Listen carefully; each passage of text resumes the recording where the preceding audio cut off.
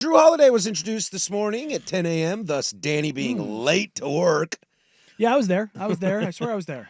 Jrue Holiday being finally introduced. I loved all the, before we get in, I want to get your reactions and how it went. But before we get, I loved all the conspiracy theories about why he didn't have a press conference. I talked about this when we opened the show, but it's like, well, because he's getting traded. No reason to introduce him because he's not going to be here. Yeah, there's a lot of that out there. There's like, he doesn't want to be here. He's angry about being here. Drew's not angry about being here. Is it a change for him? Yeah.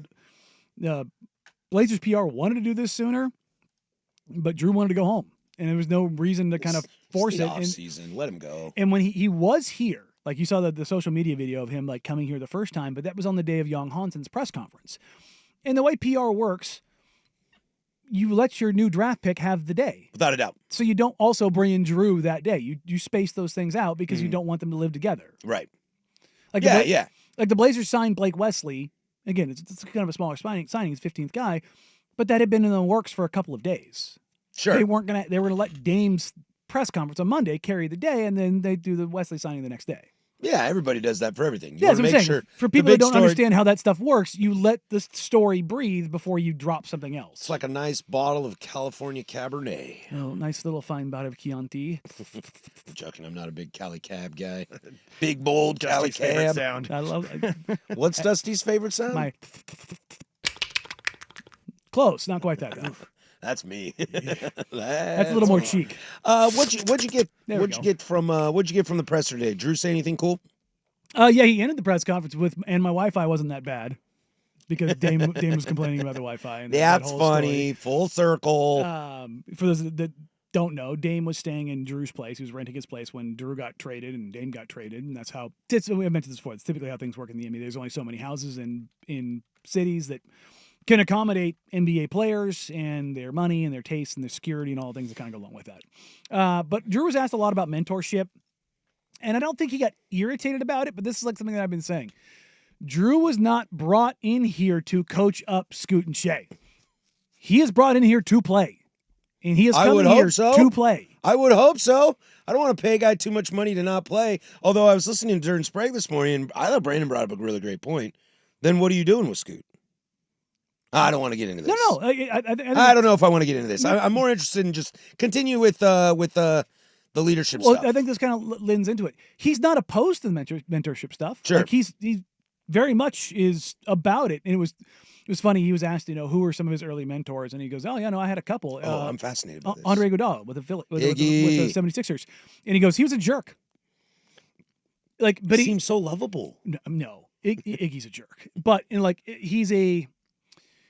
he's a good jerk in the sense of it's all coming, well, not all of it, but a lot of it's coming from a place of motivation. He's not just an a-hole just to be an a-hole. There's plenty of those guys, but me. One of those, I'm doing this for your own good. Not necessarily that. It's probably I'm for only hitting you because I love you. It's probably for Iggy's own good in the sense of if you're better, then it makes him look better. Again, I think Iggy's one of the most unique and underrated players in the NBA in the modern era. He's really good. And when he was at Philly, he was really good. I love Iggy. He was such an athletic freak coming out of U of A then. But he talked about Elton Brand, and Aaron McKee was one of his coaches, and McKee was a guy. Oh man, McKee! And then you can see the imprint of Aaron McKee on Jrue Holiday as a defender and all that kind of stuff. And Jrue was asked about kind of what his role and expectations. He's like, "Yeah, we were talking about the offense." He goes, "We'll figure some stuff out there and how we're going to do that." But he goes, "Defensively, I'm me. I know what that is." And he goes, "I've played against this team and." The last couple of years, and I kind of know what their identity is, and I think I can fit into that really well, which is why they did bring him in. They brought him in because of his defensive acumen. They brought him in because of his IQ. They brought him in because of his winning attitude, his mentality. Having Dame and Jrue in that locker room, you can't not show up. Yeah. They're not going to let you not show up. I think there's a lot of house money too there with Jrue because, no offense to present company, but when was the last time you had a defensive-minded point guard starting in Portland? I don't have that answer. Terry? Raymond Felton. Terry. Rod. Strickland. Okay. Yeah. He was more 1-2, but yeah, Rod. But the main point guards of the last 30 years, Damon Stoudemire, Damian Lillard, Brandon Roy, not defensive Sebastian first guys. Telfair. Stop. God. Stop. Sassy. Stop. But yeah, it's been a while. I mean, Steve Blake definitely gave a damn about that side of the ball. Oh, for sure. Andre Miller was fine. Andre Miller, Steve Blake, those are good points. Did anybody ask him any fun Portland questions? Yeah, to kind of ask him about like the city. Yeah, no, but he's like, I haven't really been out I'm always that much. curious about that stuff. He's like, I haven't been out that much. When I come here, it's like, it's gray, kind of a deal. That's the thing. Sunny today, dude. Look outside. Like, that's the whole thing is like, when you get guys that come here during the summer, like, that's when you want guys to come here.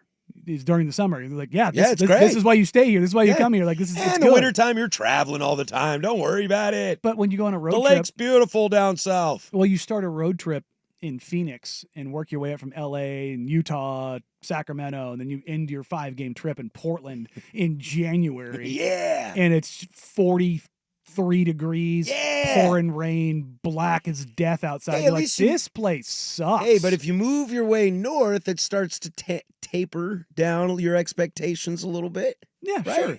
But also, there was another thing that Jrue was asked about. Could be snowing in Denver. Yeah, that's another one. But Sacramento. Yeah. No matter what time of year it is. But Jrue was asked about, not only just playing with Dame, but having another guy on the team that's a family guy. He's like, it's nice to come to a team especially on a team with babes.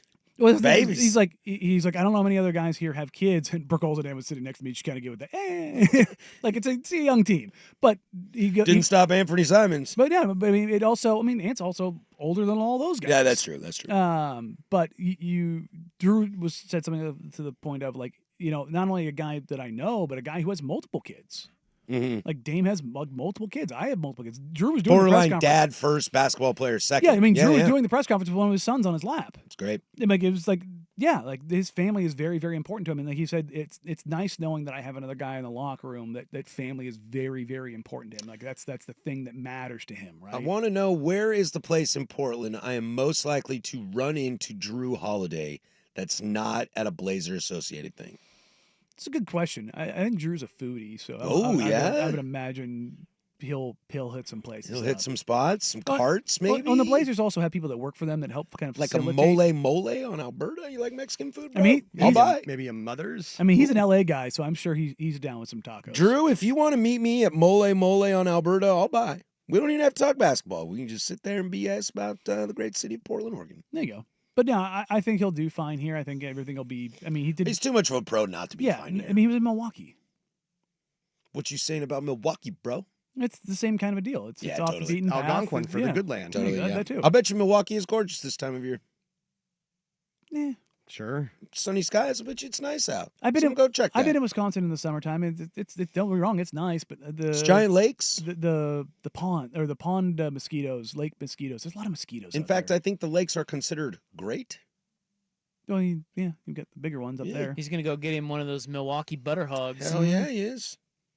About to get me a butter hog. I love that drop. It's so good. But yeah, no, I think the impact of Jrue is going to be, number one, overall holistically good. Mm-hmm. I think he's going to be a good player for them. It's kind of what we talked about with Pete Carroll in L.A. in Vegas. Yeah. It's like those are cornerstone culture guys. That's the added effect. Jrue, the player, is still what they want. And everybody, you mentioned like, what does this mean for Scoot kind of a deal? It's like, he was asked a lot about that. And like I said, I don't think he got irritated, but I could sense there was something there of like, guys, my career's not over. Like, I have not progressed to the sitting on the end of the bench, not playing. I'm not out to the farm yet, guys. I'm not Udonis Haslem. I'm not just sitting there in warm-ups knowing full well that I'm not playing. Udonis Haslem is about to be like the president of basketball operations at the Heat. Yeah. I'd take that job favorably. Look, being a team lifer is not a bad thing to be. No. Like when you're just a part of the organization, you never have to work again. Dude, you missed it. We were talking about backup quarterbacks earlier. That's the job. Chase Daniel, man. That's the job. They made a lot of money being just a guy that was like being a good locker room guy, doing those things. But taking about 7 snaps. But you transition into that. Do you know he's like 5 passes away from most attempts in preseason history? I mean, that makes sense. Yeah, it's like 5 or 10, something like that. He just needed like one more season. He was like, I'm good. I don't want to break that record. Yeah. I would own the hell out of that Absolutely, record. yeah. Absolutely. I Lean would come into back it. and play one more time. Lean I'd be into like, it. fourth quarter, you figured out who your backup is. You're going to cut me tomorrow. Just let me rip it. And figure Let out me how to get your slang way it. onto the Baltimore Ravens roster so you don't lose any of those preseason Hell games yeah. either. Hell yeah. Find whoever is the Hall of Fame game so you get a fourth. Just do it.